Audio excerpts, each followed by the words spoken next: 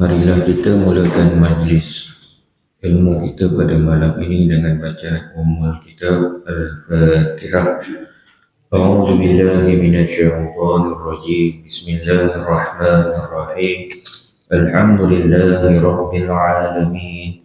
Ar-Rahmanir Rahim. Maliki yaumiddin. Iyyaka na'budu wa iyyaka nasta'in. اهدنا الصراط المستقيم صراط الذين أنعمت عليهم غير المغضوب عليهم ولا الضالين آمين. أعوذ بالله من الشيطان الرجيم. بسم الله الرحمن الرحيم. الحمد لله رب العالمين والصلاة والسلام على سيدنا محمد أشرف الأنبياء والمرسلين وعلى آله وصحبه أجمعين. اللهم فقهنا في الدين وعلمنا تأويل واهدنا إلى صراطك المستقيم. اللهم زينا بالعلم وأكرمنا بالتقوى وجملنا بالعافية. وصلى الله على سيدنا محمد وعلى آله وصحبه وسلم والحمد لله رب العالمين. الحمد لله نحمده ونستعينه ونستهديه ونستغفره ونعوذ بالله من شرور أنفسنا ومن سيئات أعمالنا. من يهده الله فلا مضل له ومن يضلله فلا هادي له. أشهد أن لا إله إلا الله وحده لا شريك له وأشهد أن سيدنا محمدا عبده ورسوله.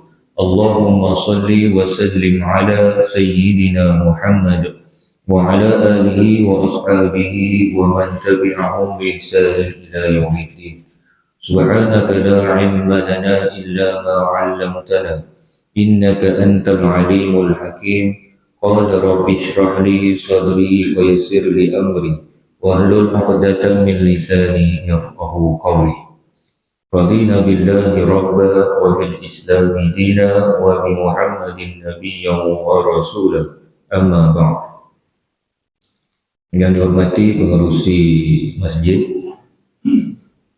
beserta dengan ahli jawatan kuasa yang dimuliakan tuan-tuan imam, tuan Bilal, tuan-tuan Haji, tuan-tuan yang dirahmati Allah sekalian. Alhamdulillah, marilah kita memanjatkan setinggi-tinggi kesyukuran kehadrat Allah Subhanahu wa Ta'ala kerana pada malam ini diberikan kita kesempatan lebih kurang setengah jam untuk kita bersama-sama dalam kuliah ilmu yang kita akan kongsikan bersama. Mudah-mudahan apa yang dikongsikan pada malam ini memberikan sedikit manfaat kepada kita untuk kita memperbaiki diri kita, amalan kita ke arah mencapai keridaan Allah Subhanahu wa Ta'ala. Tuan-tuan yang dirahmati Allah, pada kuliah yang lalu kita melihat berkenaan dengan tajuk niat. Baik, soal niat.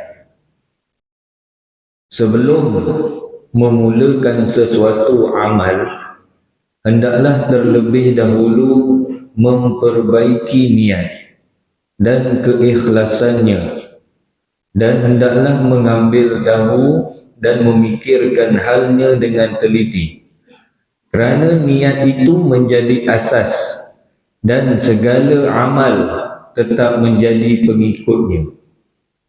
Bermaksud yang pertama adalah niat. Kemudian niat itu diikuti dengan amalan. Jadi amalan yang kita buat itu mengikut kepada apa yang kita niatkan. Sebab itu amalan menjadi pengikut. Niat itu yang penentunya.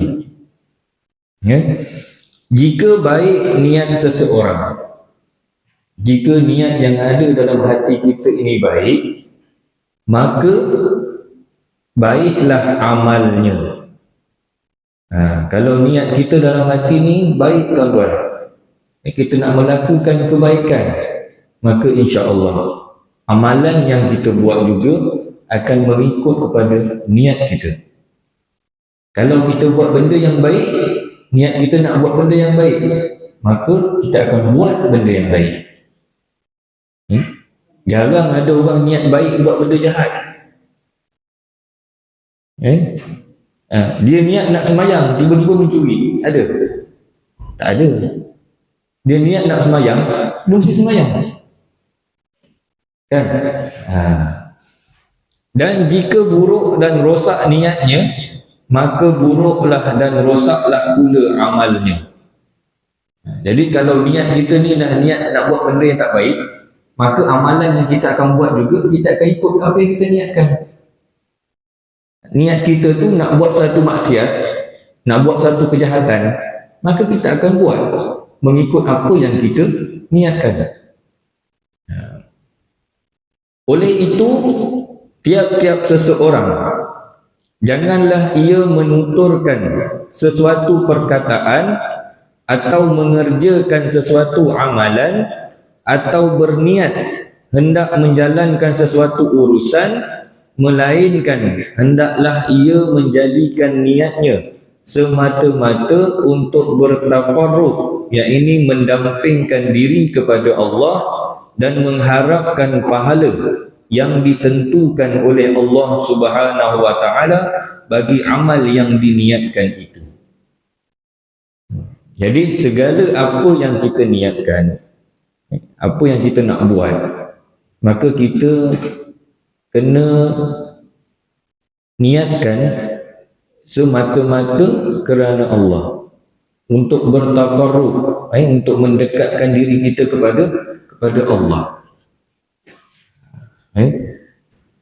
Baik. Benar atau tidak niat yang didakwakan oleh seseorang?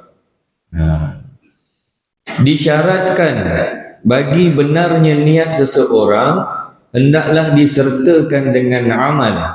Maka sesiapa yang menuntut ilmu, misalnya, contohnya, sesiapa yang menuntut ilmu dan mendakwa bahawa niatnya pada mencapai ilmu itu ialah untuk beramal dan mengajarkannya.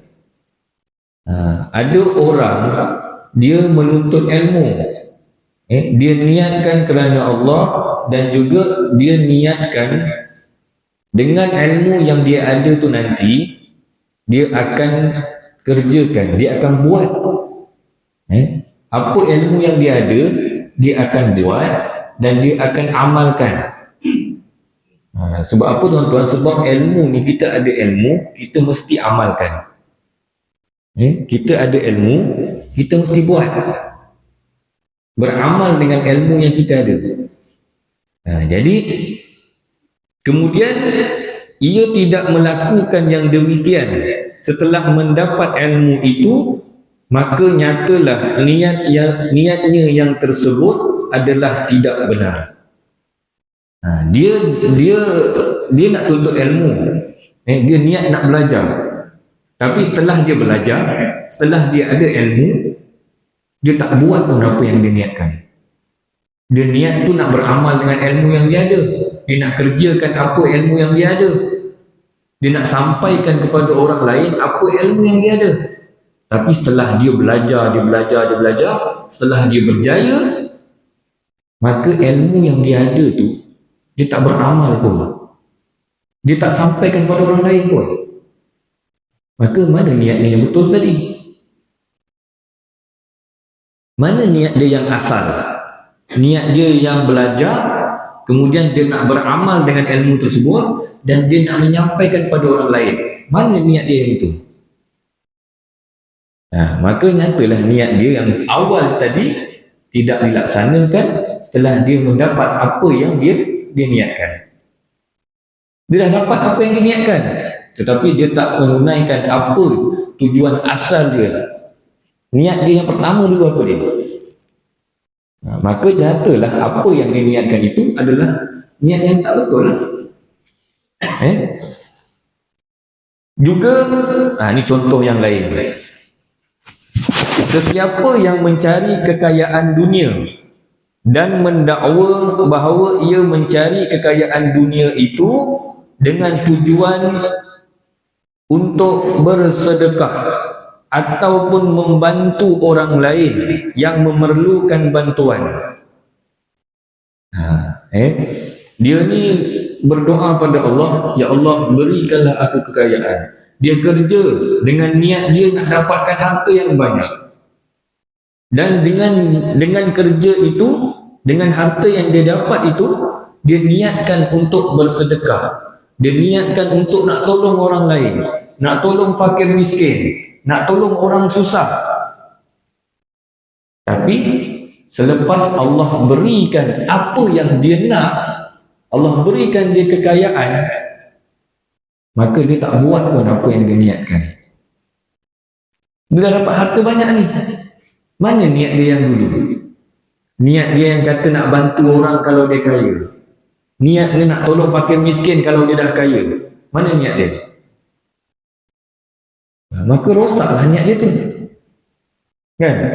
Dia dah dapat apa yang dia nak, kemudian apa yang dia niatkan dulu dia lupakan macam tu je, dia tinggal je. Maka nyatalah tidak benar niatnya itu. Tak apa-apa lah. Niat dia nak bantu orang tu bagus, baik.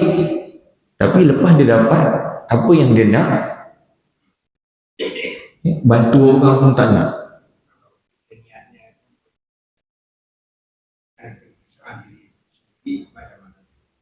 Kalau kita niat untuk diri kita sendiri, itu niat kita lah untuk diri kita sendiri. Jaga sendiri. Contohnya, kalau aku ni nanti satu hari aku bekerja dan aku ada harta yang banyak, sebagai contoh, dia niatkan untuk diri dia. Dia kata insya-Allah nanti kalau aku dah kaya, aku nak, contohlah, aku nak besarkan sikit rumah ni untuk keselesaan keluarga aku. Contoh macam tu.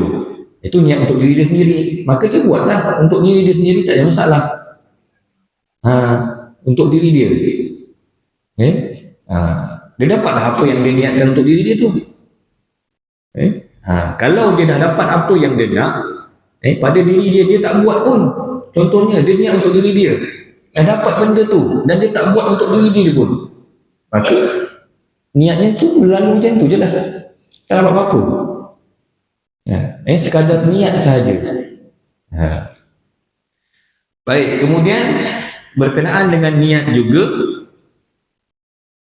yang paling penting, niat tidak dapat mengubah keadaan maksiat.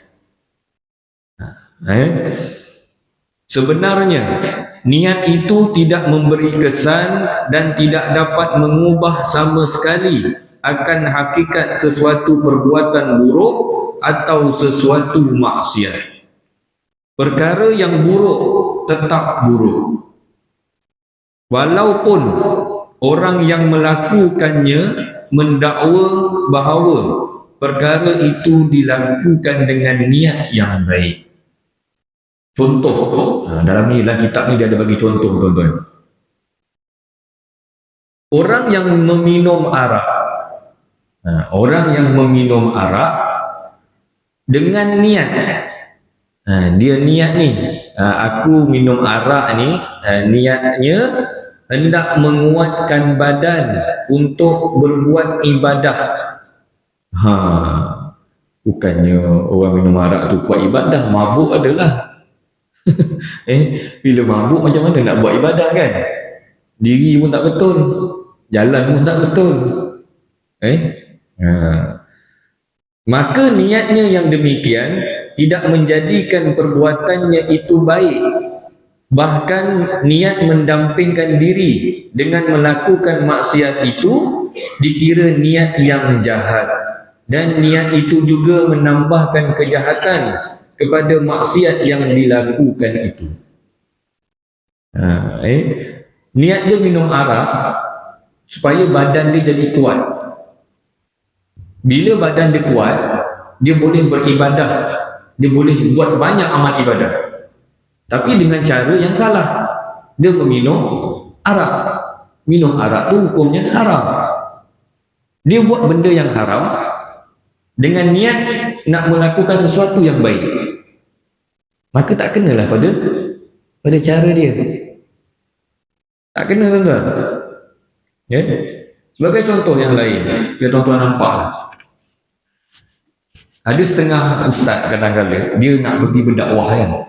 Kalau tuan-tuan tengok dalam video dalam YouTube ke sebagainya, ada setengah-setengah ustaz ni kadang-kadang dia pergi berdakwah, dia pergi ke lorong-lorong gelap.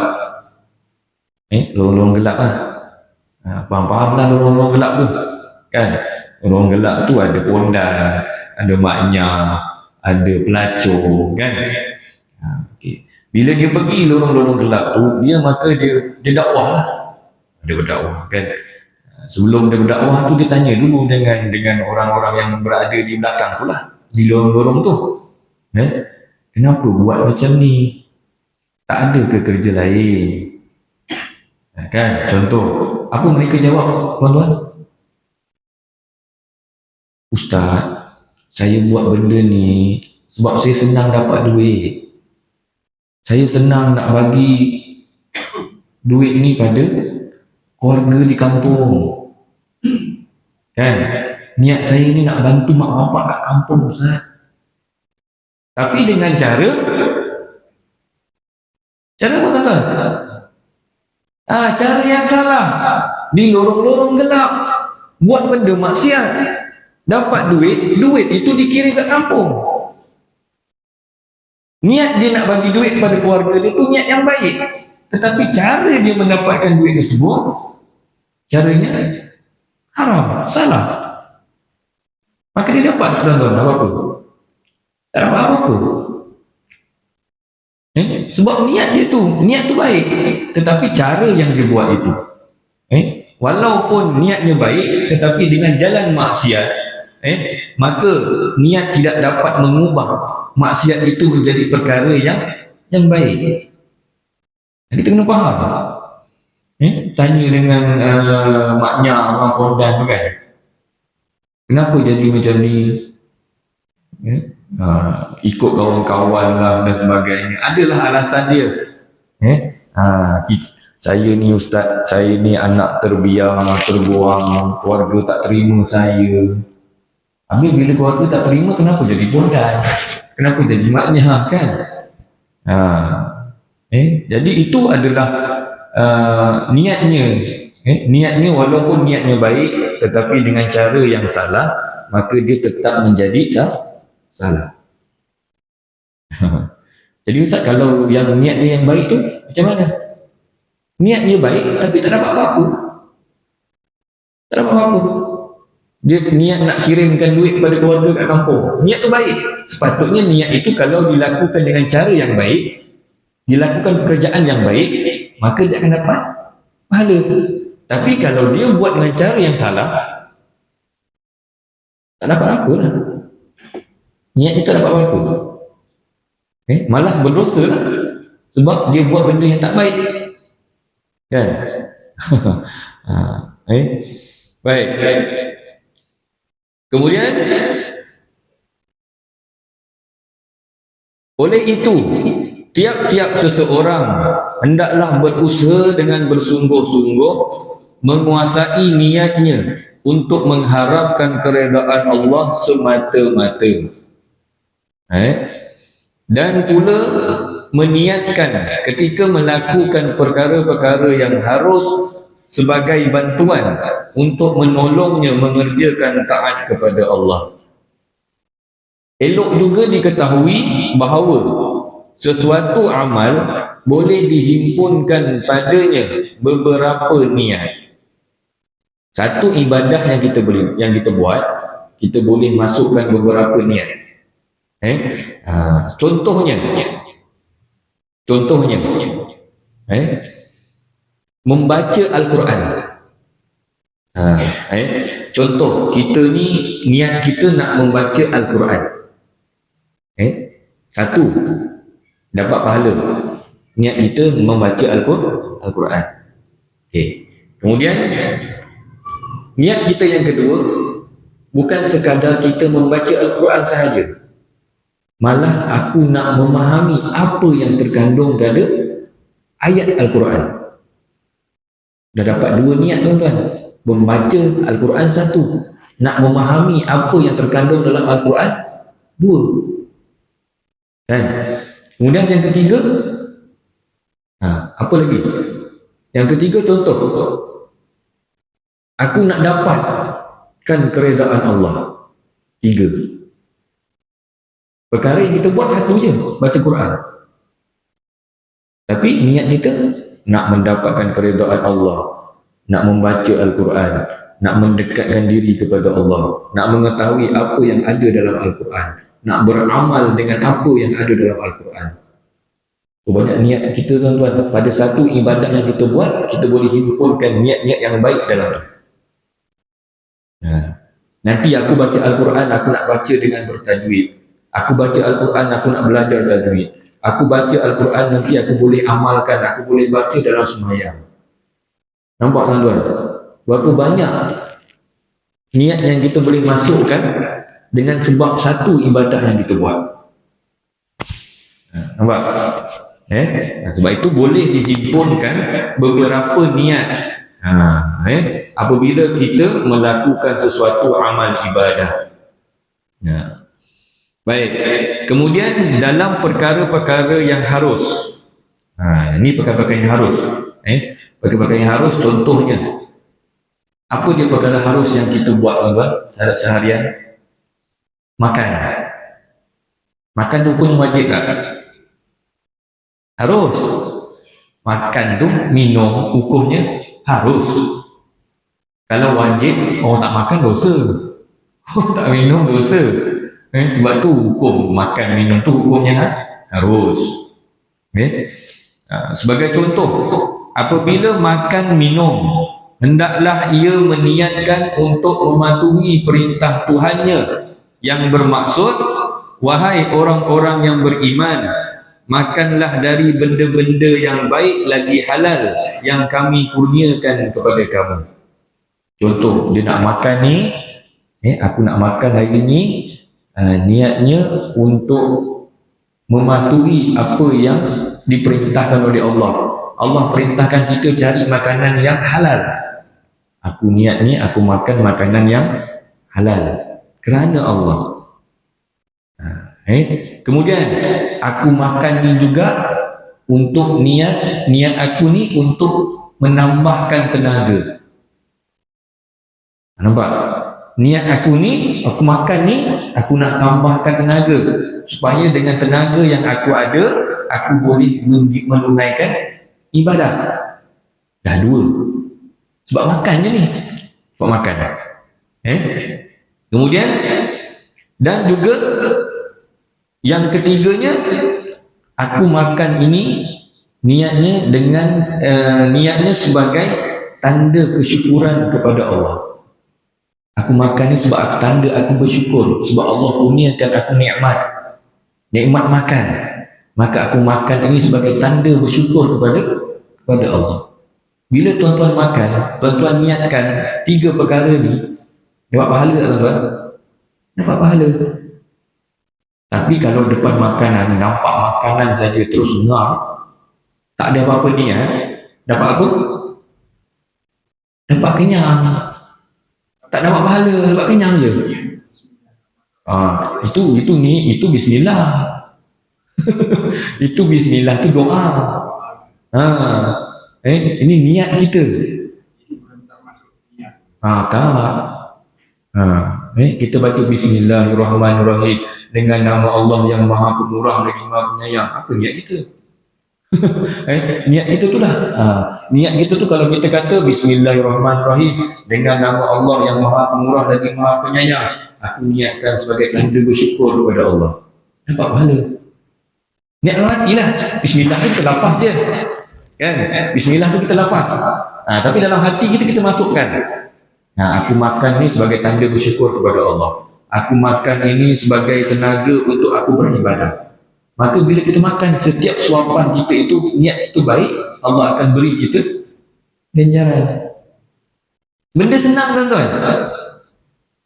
Tapi tak ramai di antara kita yang buat. Sebab saya ni Ustaz pantang nampak makanan. Nampak je makanan depan, so saya ngap je. Kadang-kadang doa pun saya lupa baca. Apatah lagi nak niat. Jauh lah Ustaz. Tapi alangkah baiknya, alangkah bagusnya benda yang kita buat seharian, kita masukkan niat sekali dalam tu. Boleh tuan-tuan? InsyaAllah boleh. Mula-mula memanglah kata orang tu apa, kelalen dulu tu. Jawa cakap apa kelalen ni? Saya tu bukan orang Jawa tapi dia faham lah sikit-sikit. Kadang-kadang kita lupa. Memang kita dah belajar ni, Ustaz dah ajar aku ni, niat ni, nak makan ni aku nak ada niat ni. Kita hari ni kita niat. Nak makan pagi, nak sarapan pagi, kita niat. Makan ni kerana Allah. Nak dapat tenaga, nak beribadah kepada Allah. Tanda bersyukur kepada Allah. Makan waktu pagi, dapat pahala. Tengah hari lupa pula nak niat. Tak apalah, mula-mula. Nanti malam, ingat, kita niat lagi. Kan? Setiap kali kita nak makan, kita niatkan kerana Allah. Sebab apa susah tuan-tuan? Sebab apa susah kita nak ingat dia? Kita nak niat kerana Allah, kenapa susah? Sebab benda ni bukan wajib. Kalau sembahyang, usalli fardal maghribi salasa raka'atin adaan lillahi ta'ala. Kerana niat itu termasuk dalam rukun sembahyang. Sebab tu kita ingat, setiap kali sembahyang kita kena niat kerana Allah. Benda tu wajib. Makan ni, niat kita nak makan, niat kita makan kerana Allah ini bukan wajib. Kan? Tetapi dia pilihan kepada kita. Kalau kita nakkan benda itu menjadi ibadah, kita niat. Tetapi kalau kita nak jadikan benda itu sekadar adat, kebiasaan, memang kita makan, maka kita makan je lah. Kita akan dapat kenyang je. Itu je kita dapat. Lepas tu dah kenyang, dah sendawa, tak alhamdulillah lah tu. Nampak tak? Kan? Langkah bagusnya untuk buat kita langkah bagusnya ini cadangan. Ini ilmu jugalah. Kan? Apa salahnya setiap amalan yang memang kebiasaan yang kita buat, kita masukkan sedikit niat. Kalau tuan-tuan rasa niat tu terlalu panjang sangat, susah nak masukkan semua niat, tuan-tuan masukkan je, sengaja aku makan makanan ini kerana Allah Ta'ala. Cukuplah. Cukup. Kalau tuan-tuan rasa niat tu panjang, sahaja aku makan kerana Allah Ta'ala, kerana nak sihat tubuh badan, kerana nanti makanan tu dah sedap pula kan. Panjang sangat niatnya tak masuk-masuk. Niat kerana Allah, dah makan, baca doa, makan. Dapat pahala. Senang tuan-tuan, simple. Kan? Umat Nabi ni tuan-tuan, pahala, niat yang baik, Allah bagi pahala. Nanti kita akan tengok tuan-tuan, dalam hadis yang ke-39, dia ada huraian dia berkenaan dengan orang yang niat baik, dia akan dapat ganjaran yang banyak. Orang yang niat jahat, Allah tak tulis lagi apa yang diniatkan. Setelah dia melakukan perbuatan itu, yang diniatkan itu, barulah Allah tulis. Hadis yang ke-39. Ini kita nak fahamkan dulu konsep tentang niat ini tuan-tuan. Kita makan nasi pinggan, rewang ke hutan kan, kita ambil banyak, niatnya sikit, kalau kalah kita niat makan kena kalah kan. Tapi bila kita ambil terlampau banyak, habis banyak sampai semua ini, lama sampai jadi tumbal itu datang membazir. Digunakan pakai lagi tak yang niat tadi kita kerana Allah, sekarang datang membazir. Niat yang pertama itu. Niat kita itu kerana Allah, kita makan kerana Allah. Niat kita tu kita makan kerana Allah. Tiba-tiba makan tak habis pula. Sebab bang ambil ni banyak sangat pula tu. Ya kan, tentang orang kahwin, makanannya banyak, satu apa tu dimasak banyak kan. Wah, ni tak boleh tahan aku ni, sedap nampak kan. Ambil banyak-banyak. Tapi dia niat ni, makan ni kerana Allah Ta'ala, niat aku lah. Makan, baru separuh tak habis juga. Dah dikira sebagai membazir. Dia macam mana niatnya tu? Niatnya yang tadi tu, niat dia yang kerana Allah tu, dimakan tu, dapat tak dapat? Dapatlah. Dapat. Tapi yang keduanya, perbuatannya itu membazir. Perbuatannya itu membazir pun dapat bahagiannya juga. Dapat bahagiannya juga sebab dia mau membazir. Nampak tak tuan-tuan? Sebab tu dalam Islam, kalau kita nak makan ni, jangan ambil terlalu banyak. Kita ni nampak makanan kadang-kadang kita gairah. Nampak udang besar, sotong besar, ikan siakap pula tu, pengantin punya tu kat depan tu. Dia pun tak kira lah, aku nak juga tu, pengantin punya tu. Lalu dia pun ambil depan dia. Letak depan dia makanan tu. Penyudahnya, udang yang ambil seekor, ikan tu dicubit sikit je pun. Lepas tu, yang lain-lain tu. Nampak tak tuan-tuan? Orang kata apa? Biar kita ni ambil sikit. Tetapi nanti kalau kita rasa nak tambah, kita tambah ambil lagi. Tahu mak yang lain. Tahu mak. Itu masalahnya orang kita takut kalau benda tu habis, orang lain ambil pula kan. Itu masalahnya, kita takut orang lain ambil. Sudah, akan aku mudah tak dapat makan pula. Makan tu biar sikit. Contoh tuan-tuan, ada setengah orang yang saya perhatikan, kadang-kadang dia suka ambil makanan ni, nasi banyak dan lauk pun banyak. Lepas tu tak habis, memang tak habis, dia buang lah. Dia buang. Kau rumah orang kahwin, nak bagi siapa makan pula kan? Ada nak bagi kat orang lain, nanti aku tak habis, kau habis kan? Ada? Mana boleh, orang tak nak. Penyudah ni kita buang. Ada setengah orang pula, dia ambil nasi sikit je, tapi lauk dia penuh satu pinggan lauk dia. Tapi habis tak tuan-tuan? Habis. Sebab dia jenis orang suka makan lauk. Nasi ni tak berapa dia minat sangat, dia minat lauk. Pun boleh juga tuan-tuan. Yang penting niat kita tu baik, tetapi janganlah dengan cara yang kita niatkan itu, jangan benda itu mendatangkan kerugian kepada kita. Niat kita tu baik, kita makan ni niat kita ikhlas, kita kerana Allah, kita makan tanda bersyukur kepada Allah. Tapi dengan cara kita ambil banyak-banyak tu, tak kenalah tuan-tuan dengan niat kita kan. Kalau boleh habiskanlah. Habiskan tuan-tuan. Kalau dulu masa kita kecil-kecil kan, masa saya lah kecil-kecil dulu, tuan-tuan tak tahulah. Kalau tak habis makan ni, mak dengan ayah mesti cakap apa tuan-tuan? Kesian, nanti nasi ni menangis. Habiskan, nanti nasi ni menangis. Kita pun sebagai budak pun percayalah nasi tu menangis kan. Habiskan juga tuan-tuan, walaupun dalam mulut nak kunyah tak boleh, telan je, habiskan juga. Bila dah besar-besar ni kan fikir balik, nasi boleh nangis ke? Kan?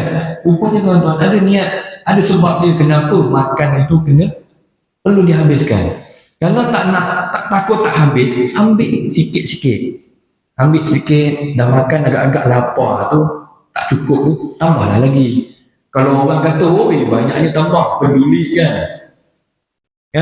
Orang kata, banyak ni kau tambah. Aku makan sikit-sikit. Ni rasa macam nak tambah lagi. Tambahlah. Kan? Kalau malu, pergilah dapur. Bukan kat dapur kan? Tak masalah tuan-tuan. Niat kita makan kerana Allah tu baik. Tapi janganlah dengan cara yang berlebihan. Dah membazir itu jadi satu amalan yang tak baik pula. Kan? Membazir itu amalan syaitan. Dah tak baik pula. Niat kita tadi makan kerana Allah tu baik. Tapi dengan cara kita ambil makanan yang terlampau banyak, menyebabkan pembaziran, itu dah datangnya perkara yang lain. Perbuatan yang lain, bukan niat lah. Niat kita dah lepas lah. Tetapi perbuatan kita tu ambil banyak dan berlaku pembaziran, kat situ pun kita akan dapatlah bahagian kita membazir. Nampak? Tapi niat kita kerana Allah tadi, insya-Allah dapat. Itu dia. Ada lain situasi dia dengan orang bermaksiat tadi tuan. Lain. Tak sama. Baik. Itu tadi berkenaan dengan perkara-perkara yang harus. Kemudian ada masa sikit lagi. 2 minit lagi. Baik, kemudian nanti kita akan tengok pada hadis yang ke-39. Berniat ini dia ada 3 keadaan. Yang pertama, bahawa ia berniat serta bertindak melakukannya. Ada orang niat dan dia terus buat apa yang dia niatkan. Yang kedua, ada orang berniat kemudian dia tidak bertindak melaksanakannya, sedangkan ia boleh bertindak. Dia niat nak buat, tapi dia tak buat.